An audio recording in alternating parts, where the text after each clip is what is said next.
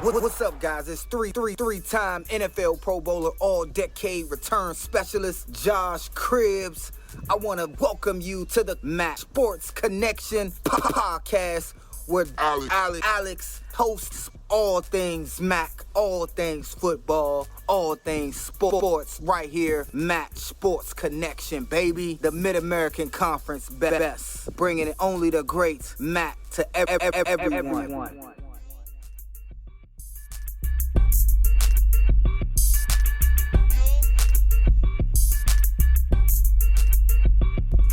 All right, everybody, welcome back to the Mac Sports Connection podcast, part of the Varsity Podcast Network.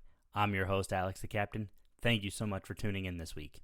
We are here in the dog days of July, and we are going through our, well, I guess you can call them our Mac preview-ish. That's what I've been calling them the last couple weeks, and let's just keep that train rolling. So we're going through, previewing every single Mac team for the 2024 season, doing about a half hour or so on each school, giving you a little bit of insider information, a little bit of need to know, things to watch out for, a couple predictions, maybe a hot take or two.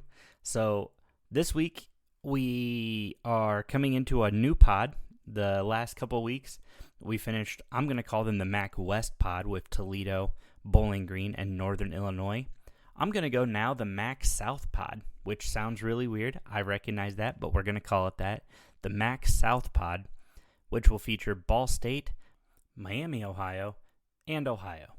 Figured why not just keep it in alphabetical order? We're going to start off with the Ball State Cardinals this week. Really, it's no secret to anybody who's paid attention to the Cardinals the last couple years. They've not been really what they've wanted to be since winning the 2020 MAC championship, a year in which they finished 7-1 with a bowl win over San Jose State in the Arizona Bowl. They finished ranked in the top 25 that year after beating Buffalo in the MAC championship.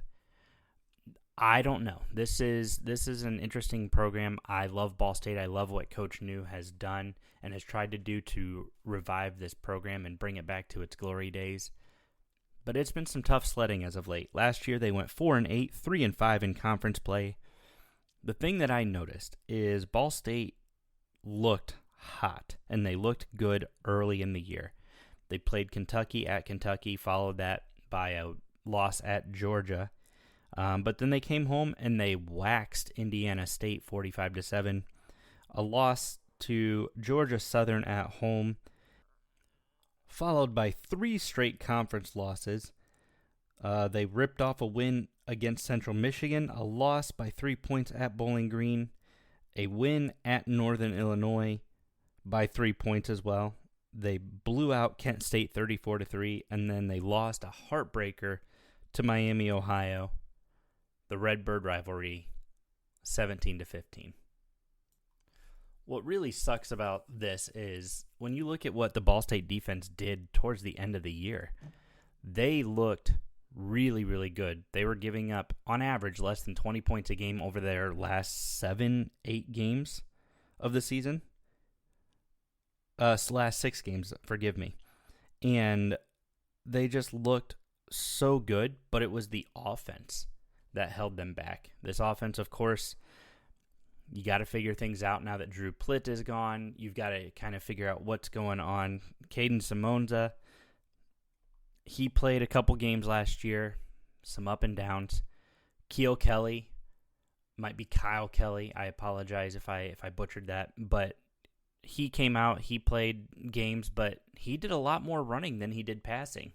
As a matter of fact, when I look at it, he ran the ball 135 times for 724 yards, 7 scores, and only threw the ball 124 times, completing 66 passes for a good average of 53.2%, 2 touchdowns, and 3 interceptions. Now, I have it, and it's pretty public, but I have it in pretty good faith that he's going to be looking at possibly being a two-way player. He's getting in some reps at cornerback, and it sounds like Mike New is trying to find anything he can do to put this athlete in a good place for them to win, to succeed, and to use his athleticism to help them move forward. Doesn't necessarily look like he's going to be just at quarterback on offense, but it looks like potential multiple sets. So maybe some slot receivers, some running back, whatever it may be. It sounds like there's an opportunity for Mike New to really shift this guy around offensively, and then, of course, in the backfield on defense. We all know about Ty Robinson. A year ago, hurt in the game against Georgia, thought there was a chance maybe he'd come back. Did not end up being the case. Prior to him going down, he had 6 catches for 111 yards, 1 touchdown, and the Georgia game was week 2. So I think it's important to recognize this is a guy who could really be a big part of this offense, assuming he stays healthy. Quan Magwood, of course, he was the leading receiver a year ago after Ty Robinson went down. He's going to be back this year, looks to add a little bit more experience to this wide receiver room, and I'm really excited to see what he does. I think there's a huge opportunity for him to, now that Ty Robinson will be back, there's an opportunity for both of them to have great years and gives the Ball State offense a few more weapons that they didn't have, mostly because of injuries. That being said, Ball State does lose Marquez Cooper to the transfer portal. Looks like he has committed and is enrolled at San Diego State. Just trying to verify that, but it looks like he will not be back for the Cardinals this fall, and that is a huge blow offensively. Tanner Koziel, the tight end, he was actually, fun fact for those who aren't aware, he was, I believe, third-team All-American back in 2022, and I believe that was freshman third-team All-American. And he is a huge one for them to have back on the offensive side. I mean, he's a solid blocker. He's got great hands. And he's just a big kid, too. He's a junior, 6'7", 240 pounds. Just an absolute monster of a player. And when you look at what he's done in his career, I mean, this kid is special. I truly think Ball State's got a really, really great guy here. On his career, he's already got almost 700 yards, 10 touchdowns. Last year, he took a step back on the touchdowns and the yards, but he had the same catch volume, literally one less reception than the year before. He had 35 in 2022. Last year, he had 34. I think it'll be really interesting to see what he does. I think he's got an opportunity to really break out here. Let's actually just go ahead and dive into the transfer portal real quick before we continue down this road. Couple key losses that, that kind of make me sad. Specifically, our guy, Brady Hunt. I really like Brady Hunt. And seeing him transfer out, and he's now at South Carolina. I mean, obviously, all the best to him, but I really like Brady Hunt, and I thought that there was an opportunity for him to step forward again. I mean, this was going to be a really good Ball State offense if they used everybody the correct way. Even with the loss of Marquise Cooper, even with trying to figure things out at quarterback, I think that Brady Hunt was a huge cog, and losing him to South Carolina, a huge loss. Looking at some of the other kind of impact transfers, I think Brady Hunt, of course, is the biggest one. You lose Jordan Riley over to Kansas State, Corey Stewart to Purdue, A.J. Vinatieri, son of legendary kicker Adam Vinatieri, transferred to Louisville.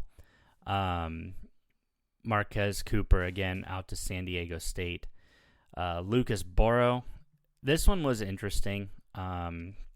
Looks like, again, he is transferred to Hawaii here in the offseason, and I don't know. It sucks because, solid punter. Obviously Ball State, their defense relied heavily on his ability to kind of flip the field a little bit. Solid punter. Losing him out to Hawaii sucks. You do get Jackson Corville. He's back.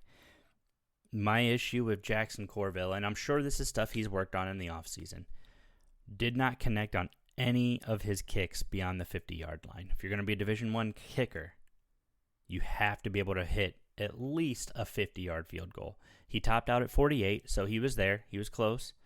But I think you've got to be able to hit kicks from 50-plus yards. Again, offense kind of didn't give him too many opportunities, and he struggled with different things. But he went 0 of 4 from kicks from beyond the 50-yard line. Now, some interesting potential impact transfers for Ball State coming in. George Udo, last year is at Cincinnati. The previous 4 seasons, he was with Brigham Young, or as we really all know, is BYU. But he had a lot of different things kind of happen in his career. I like him. He's an impact transfer. He played at a higher level with Cincinnati, and it's going to be one of those things, he saw play time as a Power 5, or at the time Power 5 player. He played 38 games for BYU. Last year he had 1 tackle, so he didn't get a lot of playing time at Cincinnati, but he was in that locker room. He was in those practices. He was prepping as a Power 4, Power 5 athlete. So I think that'll be an impact transfer, even just to have that experience and that knowledge in the locker room. I think that's going to come in huge for Ball State. Another potential key player, Trey Firestone, played at Purdue last season, last 2 seasons rather, and I think he's going to be an interesting addition to this Ball State team. Gives them a little bit more depth at wide receiver. I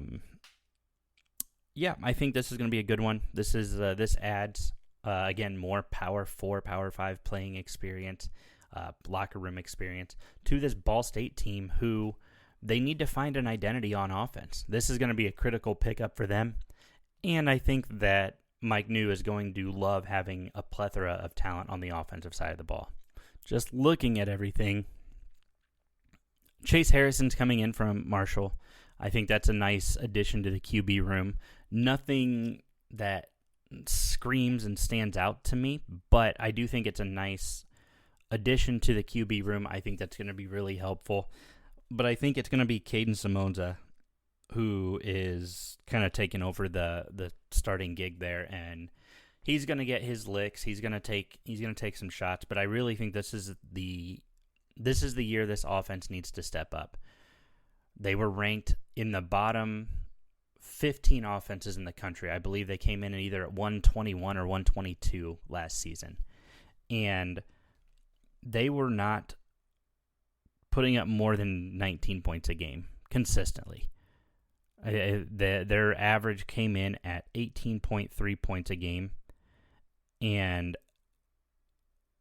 I'm just not confident that they get this turned around. I mean, it does look like they have a few offensive linemen that are returning. You've got John Mucciolo, Ethan Crow, Tyran Tayo, all coming back. You're going to have to replace your left tackle and your right tackle. But you've got your left guard, right guard, center coming back. I think Ball State will be fine on the offensive line, especially since you've got some veteran experience. Their running back room is going to be very interesting. Not too confident on what's going to happen. You've got Braden Salone coming in as a transfer from, it looks like, Eastern Kentucky. I think that it's one of those things. He's going to be critical to this backfield. He's got an opportunity to kind of break out and potentially take over this starting job. You've got TJ Horton.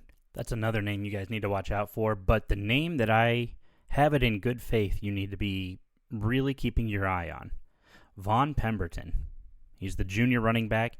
He's 5'11", 221, and this is a guy who I think could really have a great breakout season. He only played in 6 games last year. Carried the ball for 139 yards, 1 score. I like this kid. This is a guy who, he understands this offense. He understands this backfield. I know some of the sports kind of analysis and gurus out there may not be bringing him up, but I think this is a guy that you guys need to be watching out for, especially here in the 2024 season. Another guy you guys should be keeping an eye on, who I think could get some decent looks this year, Christian Abney, the tight end. There's going to be an opportunity for really a lot of these guys to really get some good looks. You've got Cam Pickett, Malcolm Gilly. You've got, again, Justin Bowick, Quan Magwood. You've got Ty Robinson. I mean, these are all offensive weapons. These are guys who can all play on the offensive side of the ball, and they can play well. So these are all guys you should be watching out for offensively. I'm really excited to see what they do on the offensive side. Now, the defense, however, the defense, it's in rough shape. Not that there's anything wrong with the defense. It's just they have to rebuild. There are a lot of question marks on the defensive side of the ball. In fact, based off of kind of projections and things that I'm looking at, Keontae Newsom is the only returning starter on the defensive side. He's going to be leading that defense, and this is rough. I think Brandon Berger, Justin Thomas, those are guys you should be watching out for on the defensive side. Losing Tyler Stockton to Boise State, which good for Tyler. You know, we wish you the best of luck, but doesn't help you to build on what you did the year before, especially now that you're losing all those starters.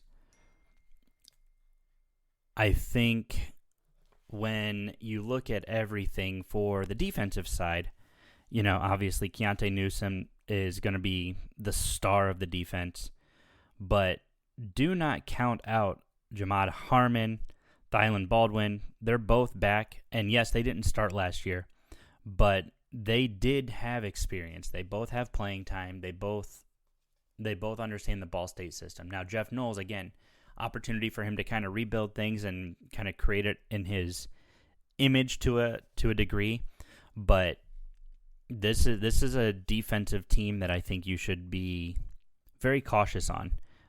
Again, George Udo is coming in. Drew Hughes. I mean, I'm looking at some of these transfer guys and then some of these guys who were on the team last year. There's a lot of question marks. Joey Stemler, Jordan Coleman. It could be DJ Fields instead of George Udo. I mean, it could be really any of these guys. I mean, there's a lot of young players on the defensive side that I think a side that has a lot of question marks, a side that needs, I think, with as much as what rides on the offense, just as much rides on the defense this year with a whole new unit. So, Jeff Knowles, good luck pulling for you to put together a successful defensive unit. But, we're going to see what the offense does, and we're going to kind of rely on what the defense does. I guess that's really the big thing. But let's turn to this schedule here. They have one game at home before 3 on the road, one game at home, 2 on the road, 2 at home, and then a back and forth to finish out the year. So you're at home against Missouri State. I'm going to go ahead and chalk that up as a win. You're at Miami, Florida, at Central Michigan, and then at James Madison. 3 straight road games, 3 good opponents. I think with the question marks on defense and on offense, you got to go 0-3 there. With all due respect to my Ball State friends and fans, you're starting the season 1-3. You get the win over Missouri State, but then you're going to lose those next 3. And then it doesn't get easier. A home game against Western Michigan, who blasted you at their place a year ago. Now, there have been some really weird back and forths with these two teams the last couple years. Games that the other team should have won, that they didn't, things like that. I am, however, going to give it to Lance Taylor's squad up there in Kalamazoo. Ball State's going to start 1-4. You travel to Kent State. I like the Kent State game for Ball State. You blasted Kent State a year ago. This time you have to travel out to Kent and to Dick Stadium. Ball State's going to take care of business out there in Eastern Ohio. And then you have to travel down to Vanderbilt.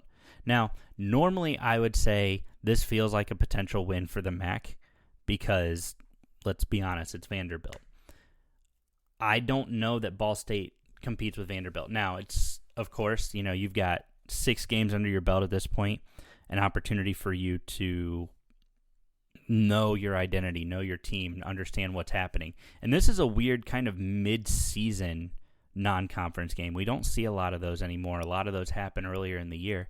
So to have an October tilt with Vanderbilt at Vanderbilt, I mean, the weather's going to be great. You're going to be in Tennessee in middle to late October. It's going to be great weather. But I don't know. I think Vanderbilt probably takes this, so you're now sitting at 2-5. So you need to win. You can't lose any more than one more to get bowl eligible. And I don't see it happening. You got Northern Illinois at home. You won at Northern Illinois. This is the battle for the bronze stock. You won at Northern Illinois last year 20-17. Again, this is another one of those games where these teams just, they win when they shouldn't and they lose when they shouldn't. So I'm going to coin flip this one, and I'm going to be nice. Coin flip says Northern Illinois takes the loss. We're going to go ahead and give that to Ball State. A little bit contradictory from my Northern Illinois preview. I recognize that, but bear with me. Going to lose to Miami, Ohio. You're bringing Miami into Muncie, the Redbird rivalry. It's not the Battle of the Redbirds, but the Redbird rivalry. And that'll be 6 losses, so you'll be 3-6. You travel to Buffalo. I think they're going to lose to their former Ball State coach, Pete Lembo. You get Bowling Green at home. This was a close one a year ago, 24-21 loss. I'm going to go ahead and say Bowling Green gets the win, and then you lose at Ohio to wrap up the year. Not a great year for Ball State. I think this is 3-9, and it's not what I want for Ball State. I love Mike New. I think Mike New has done a great job, and he has worked really hard to get this team in a good position time and time again, and just things happen. You know, an injury happens, or a ball bounces the wrong way, or, you know, whatever it may be. But I think there's a little bit of heat under Mike New's seat right now, and 3-9 is not going to get it done. And I think the team knows that. I think Coach New knows that. These players love Coach New. You saw them last year talking passionately about how much they love and respect him. Mike New is a great leader of men, and I think he's a good football coach. I just think things happen, and football happens. And you've got a tough non-con. I mean, the fact that you're playing Miami, James Madison, and Vanderbilt all on the road. James Madison looked great a year ago. Miami, they took down Miami, Ohio, the MAC champions. They blasted them down there in Coral Gables. For me, it just feels like there's a constant uphill battle with this Ball State program, and that MAC championship of 2020 is starting to look just, I don't want to say fluky because it's such an ugly word, but it's starting to look more and more fluky. I'm not sure what happens. I do believe that Ball State has an opportunity to succeed, and it's going to come down to key players making key plays at key times, right? Just like it does every year in football. But I also think that Ball State needs something to happen this year. If you get to 6-6 this year, if Ball State gets back to a bowl game, I think you're fine. I think Mike New is good. I think a 5-7, 4-8, 3-9. I think anything under 500. Looking at it, Vegas has Ball State at a 4.5 win line. I think you can probably safely hit the under. Because even if they find another win off of my prediction, that's 4-8. That's still under the 4.5 threshold. So I think you can safely hit the under. As much as I hate saying it, I think it's pretty safe that you can hit the under on this Ball State team. It's not in the cards for them. No pun intended, Ball State fans. It's not in the cards for them to have a 500 season. And I could be completely wrong. Something could happen. Jeff Knowles could turn in the best defense in the country this year. Caden Simonza could just have just an unbelievable run where he's just figured everything out, and he's the next leader of this team. I just don't see that happening. And I think Ball State has less than 4.5 wins. So I think that's where we're at. That's going to wrap it up for me this week, guys. Thank you so much for tuning in, for listening, checking out the podcast. If you have any comments, questions, concerns, complaints, rebuttals, let me know. I want to hear why I am wrong, hear what information you have or what you feel you have, and just let me know. I'd love to hear it. I'd love to chop it up with you in the comment section. I've had a couple people chime in on the last couple episodes, and I appreciate the shout outs and the support. It's going to be interesting. I love Ball State. I have a huge love for the Cardinals, again, for Coach New, for really that whole university. And I want to see them succeed. But it is the MAC. Anything can happen. Who knows? Who actually knows? It's certainly not me. I pretend to know. You guys listen to me because I pretend to know things. But I'll tell you this. I think it's going to be a rough season for Ball State. If they can get things going the right way early, they maybe have a shot. But I think if you're out there and you're bettors, you can hammer the under on the 4.5. But do it with sadness in your heart, because yeah, Ball State's a good program, good people over there, and I'd love to see them succeed. Guys, make sure you're checking me out on social media. You can follow me over on Twitter X at the MSC Podcast, Instagram at the MSC Podcast, TikTok at the MSC Podcast. Been trying to post some more clips of midweek Maction moments, MAC moments over Power 5 programs. It's always good to kind of remind those guys, like, hey, the MAC still beats you Power 5 programs with regularity. Not as much as we might like, but those upsets are always pretty nice to bring home. You can follow me on YouTube at MSC Podcast, Facebook at the MAC Sports Connection Podcast. Thank you guys so much for all the love, support, everything you guys do, the sharing, the interacting, everything. I look forward to all those interactions, those comments, those exchanges, the fun that we have on social media. I wouldn't do this without you guys. It wouldn't be as fun without you guys. So from the bottom of my heart, thank you so much for everything. I'm really looking forward to a great year, and it's going to be a lot of fun bringing you more content as the year goes on. As a personal announcement, most of you guys know now, it's public knowledge now, that I have accepted a position as an intern at Heidelberg University down in Tiffin, Ohio. It's Division III down in the Ohio Athletic Conference. So I will be doing less travel for Mid-American Conference games this year. In fact, my travel will probably be mostly midweek Maction games, if I'm just going to be completely honest. I'm going to have responsibilities. I'm going to be working with NCAA compliance, statistics, whatever it is that Heidelberg needs. I am at their beck and call, and I'm so excited. It's going to pair really well with my graduate degree program that I'm doing online at Ohio University. Most of you guys should know by now.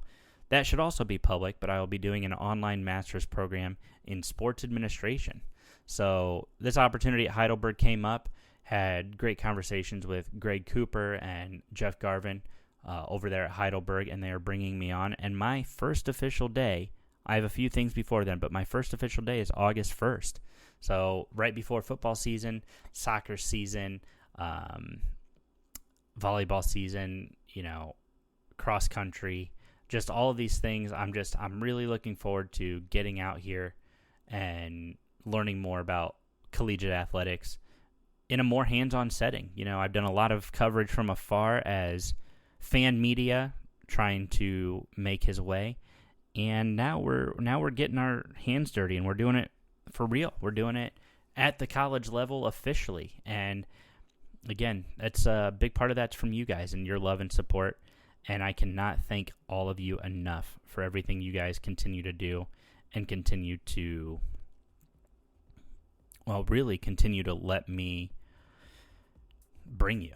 This podcast and your support has meant a lot to me, and I'm so thankful for the opportunity to deliver this content with regularity. You guys make it happen. You guys are the ones who make it easy. So that's going to do it for me. No more sappy comments from me today. We'll go ahead and let you guys go. Thank you guys so much for tuning in. I really appreciate it. And we'll see you next week with a Miami, Ohio preview from the Mac South Pod. And should be a good one. Thanks for tuning in, guys. We'll see you next week.